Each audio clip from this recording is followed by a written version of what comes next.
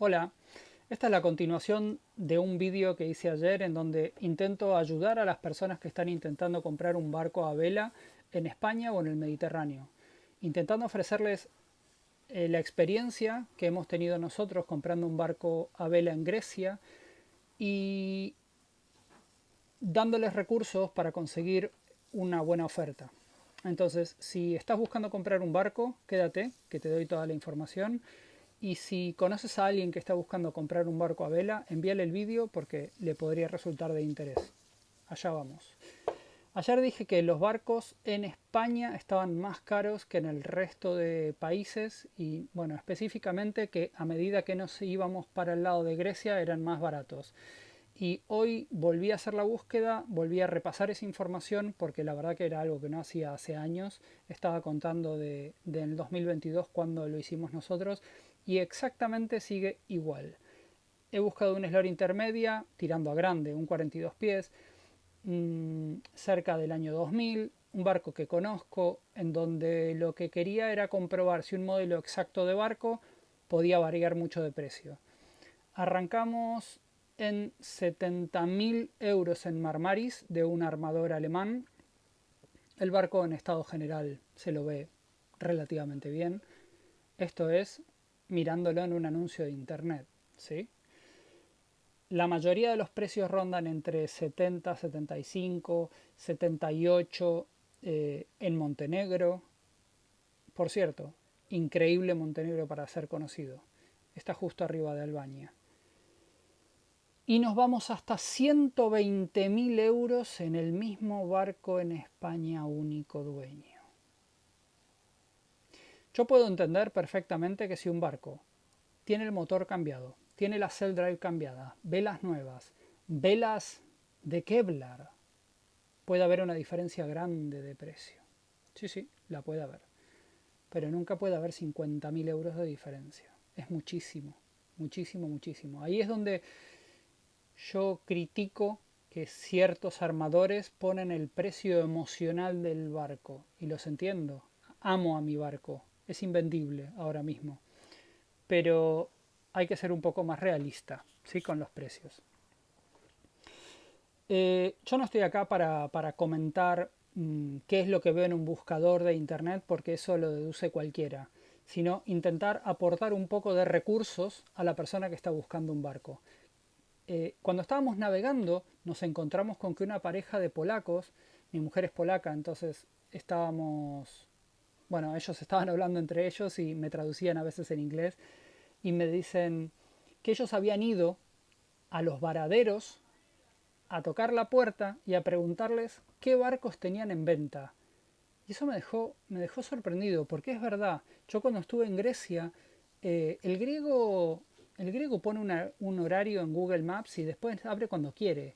No cuelgan los barcos, hay bastante informalidad en eso. Pero son muy agradables. En términos generales yo pasé un par de años en Grecia y fue espectacular la experiencia. Entonces, un recurso muy válido es, por ejemplo, buscar desde Prevesa, la Marina Cleopatra, que tienen, no quiero decir miles de barcos, pero tienen cientos seguro, hasta Dodecanesos, pasando por Atenas. Hay tantos, tantos, tantos varaderos a los que les pueden enviar un email, evidentemente en inglés mínimo, ideal en griego si tiene algún amigo, y le preguntan si tienen barcos disponibles también, pues eso es un buen recurso, un buen aporte para encontrar buenas ofertas. Después del verano, en pleno invierno, es muy buen momento porque los varaderos incluso en invierno tienen poco trabajo porque hay muchos productos que no se pueden aplicar con frío. Entonces hay poca actividad y es fácil contactar con los varaderos. Eso sería un muy buen consejo por mi parte para que consigas el barco que estás buscando. Para mí hay una parte que es clave en todo esto que viene antes de la búsqueda y es definir qué barco es el que vas a comprar. ¿Qué barco te hace ilusión? ¿Qué barco puedes comprarte? Entonces acá viene una conversación muy personal, que acá nadie tiene razón, es lo que a ti te apetezca. Para mí los barcos todos tienen algo. Yo antes de navegar a vela los miraba a los veleros y no me gustaban. Ahora los miro y me los quedo mirando, me quedo embobado. Me quedo mirando las jarcias, el mástil, la botavara. Me quedo mirando la bañera, la distribución. Me lo quedo mirando todo. Miro un barco de pesca y me lo quedo mirando todo. Me cambió mucho la cabeza en estos 3 años, de cuando empecé ahora, de qué es lo que me gusta, qué es lo que no, cuáles son mis prioridades. Entonces veo muchos videos que, que son como fruto un poco del consumo. Hay que tener 2 mástiles, hay que tener jarcias redundantes, hay que tener 2 timones, hay que tener watermaker, Starlink y hay que tener 5 grifos, 2 baños y 8 camarotes. Hay que tener un barco. Hay que tener un barco y tiene que ser tuyo. Y tenés que poder disfrutarlo. Entonces, mi consejo sería que sientas que ese barco cumple con los requisitos necesarios para que lo disfrutes. Si no vas a dormir en el barco, no es exactamente lo mismo que si vas a vivir en el barco o si lo quieres para ir a pescar o si lo quieres para unas travesías cortas. No tiene nada que ver. Y estudiar qué barco es el que quieres no es algo de 5 minutos.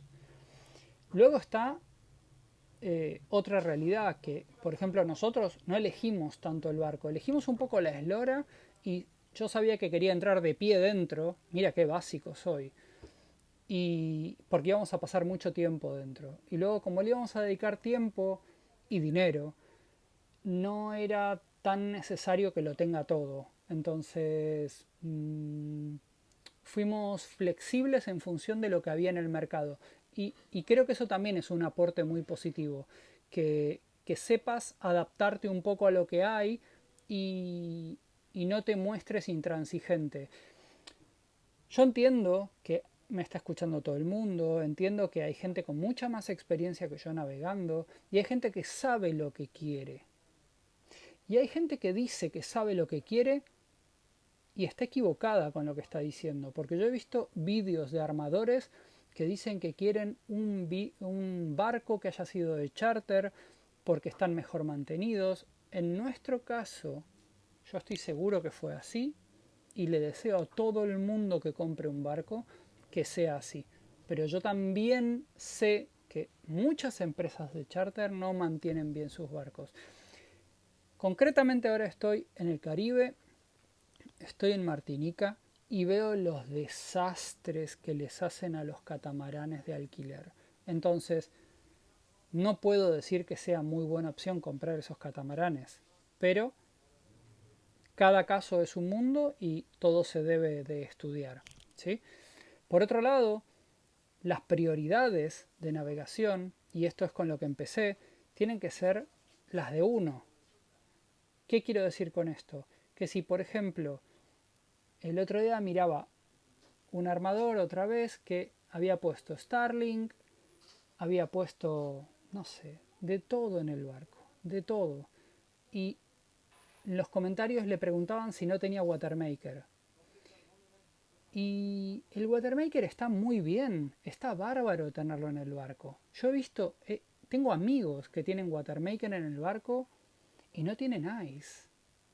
Entonces es un poco como una contradicción, ¿no? Por un lado, vas a estar fuera en fondeos durante mucho tiempo o vas a hacer travesías muy largas, entonces necesitarías ice como una prioridad para mí. Seguridad ante todo.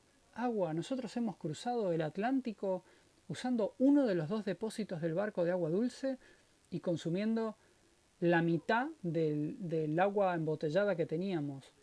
Es un disparate lo que se puede almacenar en un barco en agua de consumo. Entonces, creo que la tarea de definir el barco que uno quiere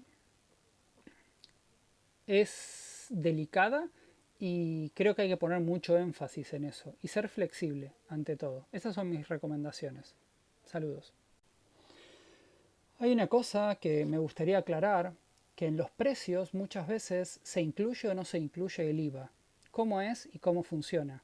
Eso a mí me costó entenderlo porque no lo veía muy claro en muchas páginas y al final lo terminé entendiendo. Hay muchas empresas de charter que cuando compran el barco nuevo tienen, están exentas de IVA.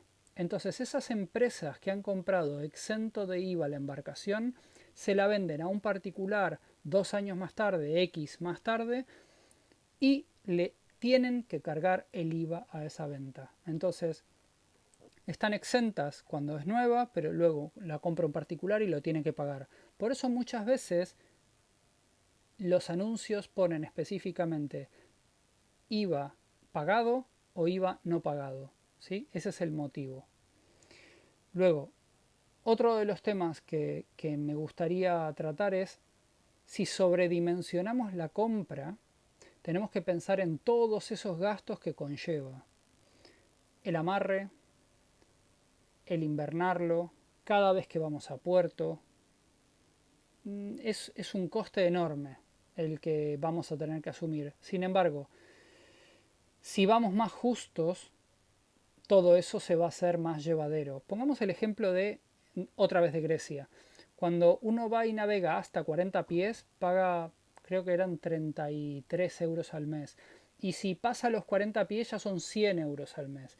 Es como exponencial, ¿no? Y 40 pies está muy en el límite de considerarse ya un barco grande. Entonces, cada pie que va subiendo, yo pensaba que era menos la diferencia, pero cuando navegas y estás en el barco y pasas mucho tiempo en el barco, te vas dando cuenta que cada pie es enorme la diferencia. De fuera quizá no lo parece tanto, pero cuando entras, claro que sí, porque no es solamente de largo, es de ancho también. Entonces esos metros cuadrados se notan. He visto ejemplos de navegantes haciendo todo el Mediterráneo sin baño dentro. Era gente joven. Yo los aplaudo, pero sería incapaz de comprarme un barco para vivir que no tenga un baño dentro. Pero la realidad es que ellos eran muy felices haciendo la experiencia que estaban haciendo y es muy respetable. Me encanta cuando la gente se anima eh, y apuesta por un proyecto y lo disfruta, ¿sí? Porque en ese camino estoy seguro que estos chicos que eran más jóvenes que nosotros, lo digo, lo digo sorprendido porque en el mundo náutico la verdad que está lleno de gente mayor, por motivos obvios, ¿no? Y la gente más joven es difícil verla emprender este tipo de aventuras o con la posibilidad, porque gustarnos nos gustaría a muchos, pero realmente que puedan hacerlo y lo hagan, pues son muy pocos, muy, muy, muy, muy pocos. Entonces, esto era una pareja alemana que estaba en un barco de madera, súper restaurado, con un motor nuevo, pero no tenían baño. Y cuando me lo dijeron y fui a ver el barco, no lo podía creer. Estaban viviendo en el barco. ¡Wow! Eso sí que es valor. Y ya con esto termino. La verdad que como, como tips me quedaría con eso, lo de contactar con los varaderos. Eh, si me siguieron hasta ahora, quiero decirles que cuando encontraba barcos, he visto uno en Montenegro, me salió, que el barco estaba estupendo. Era precio, calidad, un equilibrio fenomenal. Y son países que están, por ejemplo, Montenegro está fuera de la Unión Europea y se puede pagar en euros perfectamente. eh, y es un país súper civilizado, súper desarrollado, con infraestructuras. Fue para mí la joya del Mediterráneo. Fue una gratísima sorpresa haber podido navegar esas aguas. De hecho, les recomiendo que hasta lo miren en el mapa, porque yo no sabía, se navega como en interior. Es un entrante del mar y hay unos fiordos, es una cosa impresionante. Yo no sabía ni que existía Montenegro. Lamento ser así de inculto, pero lo aprendí navegando. Lo tenía como pendiente y fue una maravilla.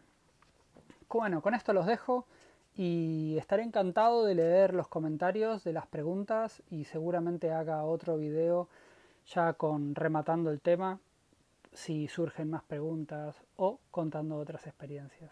Encantado, ¿eh? Hasta luego.